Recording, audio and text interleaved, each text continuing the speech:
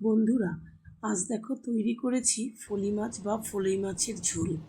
এই মাছটি এই সিজন চেঞ্জের সময় খাওয়াটা ভীষণ জরুরি, কারণ নানা রকম ভাইরাল আমাদের ডিজিজ এখন দেখা যায়। সেই রোগের হাত থেকে বাঁচতে কিন্তু এই মাছ ভীষণ সাহায্য করে।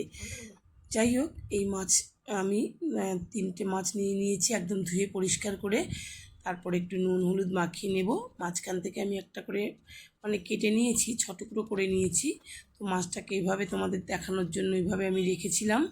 তো মাছটা কিন্তু অনেকে কাটার জন্য খেতে চায় না, কিন্তু ভালো করে একটু বড় সাইজের মাছ নিলে আর যদি একটুখানি ভালো করে ভেজে নেওয়া যায়, তাহলে কিন্তু কাঁটাটা পেটের দিকে কাঁটাটা কিন্তু অনেক কম থাকে। পিঠের দিকে কাঁটাটা একটু থাকে, কিন্তু পেটের দিকে অতটা কাঁটা থাকে না। যাই হোক, মাছগুলোকে আমি কড়াইতে সর্ষের তেল গরম করে মাছের মাথাগুলোকে আমি আগে ভেজে নিচ্ছি।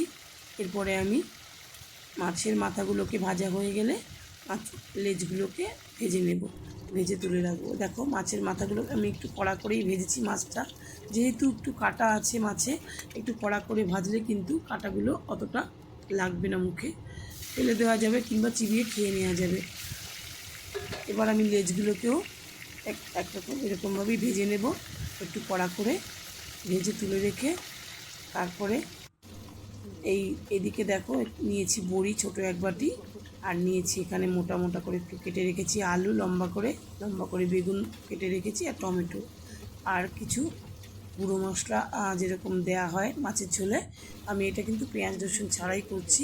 এখানে জিরে ধনের গুঁড়ো, নুন হলুদ আর একটু কাশ্মীরি লঙ্কার গুঁড়ো নিয়েছি। আর আমি একটু কাঁচা লঙ্কা কুচি দিয়ে তৈরি করব, কারণ আমি এমনি গুঁড়ো লঙ্কার গুঁড়োটা দেবো না, দেই না আমি। যাই হোক, বড়িগুলোকে দেখো আমি ভেজে নিচ্ছি মাছের ঝোলটার জন্য। মাছটা ভাজা হয়ে গেছে পরে আমি এখন বড়িটাকে ভেজে নিলাম ওই তেলেই। আর এই যে তেলটুকু রয়েছে, এর মধ্যে বেগুনটাকে আমি একটু সাঁতলে নেব। বেগুনটাকে আমি একদম নরম করব না, তাই আর বেশি তেল দিলাম না। এই তেলের মধ্যেই বেগুনটাকে একটু নরম করে ভেজে নেব। একটু নুন দিয়ে দিলাম যাতে একটু নরম হয়, কিন্তু যাতে গলে না যায়, সেই জন্য আমি খুব বেশি ভাজবো না। এভাবেই আমি বেগুনটাকে তুলে নেব। দিয়ে এবার কড়াইতে আমি আর একটু তেল দিয়ে দিলাম। তেলটাকে দিয়ে তারপরে আমি দেখো, আমি 1/2 চামচ জিরে দিলাম ফোড়নে, সাদা জিরে, আর তার সঙ্গে দুটো করে তেজপাতা দিয়ে এবার আলুটাকে আমি এর মধ্যে দিয়ে দেবো ভাজার জন্য। কারণ কি, আমি একবারেই বসিয়ে দিলাম। তোমরা চাইলে আলুটাকে এরকম আলাদা করে তেলের মধ্যে ভেজে নিয়ে তারপরে ফোড়নটা দিতে পারো, কিন্তু আমি একবারেই বসিয়ে দিলাম। তো এরপরে গুঁড়ো মশলাগুলো এর মধ্যে দিয়ে দেবো। গুঁড়ো মশলাটাকে দিয়ে একটু জল দিয়ে দেব, আর কাঁচা লঙ্কা কুচিটাও দিয়ে দেবো এর মধ্যে। তারপরে মশলাটা যাতে পুড়ে না যায়, তার জন্য জলটা দিয়ে দিলাম। এবার একটু কষিয়ে নেব যতক্ষণ না তেলটা ছাড়ে, মশলাটা শুকনো হয়ে আসা পর্যন্ত। এই দেখো বন্ধুরা, মশলাটা একদম শুকনো হয়ে গেছে কষে, তেলটাও বেরিয়ে এসছে। এই অবস্থায় আমি 2টো টমেটো যে রেখেছিলাম, টমেটোটাকে আমি পেস্ট করে দিয়ে দিলাম। কারণ কি, টমেটোটা এরকমভাবে দিলে বেশ কালারটা সুন্দর হয় মাছের ঝোলের। আর এর সঙ্গে আমি ভাজা বেগুনটাও দিয়ে দিলাম।